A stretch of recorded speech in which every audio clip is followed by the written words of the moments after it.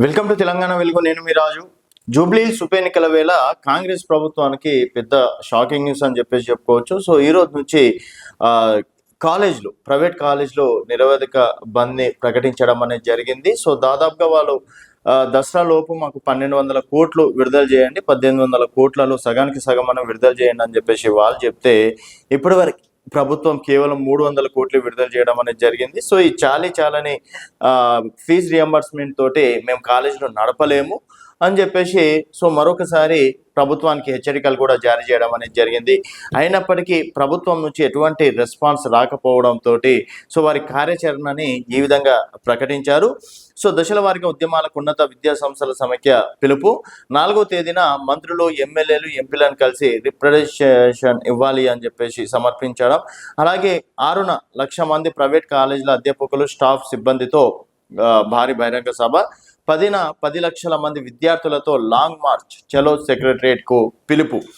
సర్కార్ స్పందించకుంటే మంత్రులు, ఎంపీ, ఎమ్మెల్యేల ఇండ్లని ముట్టడిస్తామని చెప్పేసి ప్రైవేట్ కళాశాలలు చెప్తున్నటువంటి మాట. అలాగే విజిలెన్స్ దాడులకు భయపడబోం, ఉన్నత విద్యా సంస్థల సమైక్య. ఫీజు రియంబర్స్మెంట్ బకాయిలు విడుదల కోసం ప్రైవేట్ కళాశాలలు యాజమాన్యాలు పోరుబాట పట్టాయి. ఇప్పటికే సర్కారుపై జంగ్ సైరన్ మోగించాయి. దీనిలో భాగంగా సోమవారం నుంచి కాలేజీలో నిరవధిక బంద్ తలపెట్టాయి. ఫీజు రియంబర్స్మెంట్ బకాయిలు విడుదల చేయాలని డిమాండ్ చేస్తూ రాష్ట్రంలో engineering, pharmacy, B Ed, MBA, MCA, degree, PG, polytechnic, ITI కళాశాలలో నిరవధిక బంద్ ప్రకటించడం అనేది కూడా జరిగింది.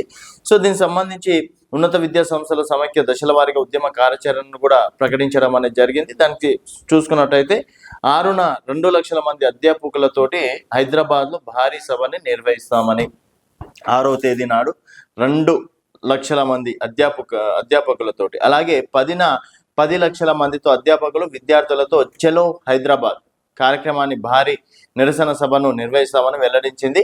నెల 10 తర్వాత కూడా ప్రభుత్వం స్పందించకపోతే ఎమ్మెల్యేలు, మంత్రులు, ఎంపీల ఇండ్లని ముట్టడిస్తామని చెప్పేసి అన్నారు. దాదాపుగా 1800 కోట్లు, దాదాపుగా 3 సంవత్సరాల నుంచి ఫీజు రియంబర్స్మెంట్ అనేది ప్రభుత్వాలు కళాశాలలకు చెల్లించాలి. దానికి సంబంధించి మొన్న బడ్జెట్లో కూడా కొంతవరకు ప్రవేశపెట్టడం అనేది జరిగింది. సో దసరాకి ముందు వాళ్ళు ప్రైవేట్ కళాశాల యజమానులను అడిగితే మేము ఒక 900 కోట్లు మేము రిలీజ్ చేస్తామని చెప్పేసి బట్టి విక్రమార్క గారే చెప్పడం అనేది జరిగింది. తీరా 300 కోట్లే రిలీజ్ చేయడంతో అసలు కాలేజీలు ఎట్లా నడపాలి, అధ్యాపకులకి ఏమంటారు జీతాలు ఎట్లా చెల్లించాలి, తర్వాత కాలేజ్ మెయింటెనెన్స్ ఏ విధంగా చేయాలి, సో మా వల్ల కాదు, డెఫినెట్గా మా రియంబర్స్మెంట్ మాకు ఎప్పుడైతే రిలీజ్ చేశారో అప్పుడే మళ్ళీ మేము కాలేజీలు పెడతాం 10వ తేదీ నాడు. ఎందుకంటే 11 నాడు ఎలక్షన్స్ ఉన్నాయి. సో 10వ తేదీ నాడు 10 లక్షల మందితోటి చలో సెక్రటరియట్ కార్యక్రమానికి కూడా పిలుపునివ్వడం అనేది జరిగింది.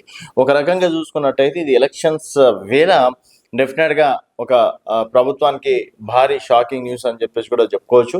మరి ప్రభుత్వం దీనిపైన ఎలాంటి నిర్ణయం తీసుకుంటుంది, సో వీరిని నచ్చజెప్పే కార్యక్రమాలు ఏమైనా, అంటే నచ్చజెప్పే ప్రయత్నాలు ఏమైనా చేస్తారా, లేకపోతే ఇంకోటి మీరు విజిలెన్స్ దాడులు చేసుకుంటారా, ఇంకేదైనా నాణ్యత బాగాలేదని చెప్పేసి కాలేజీలని మూసివేస్తారా అనేది మీ ఇష్టం.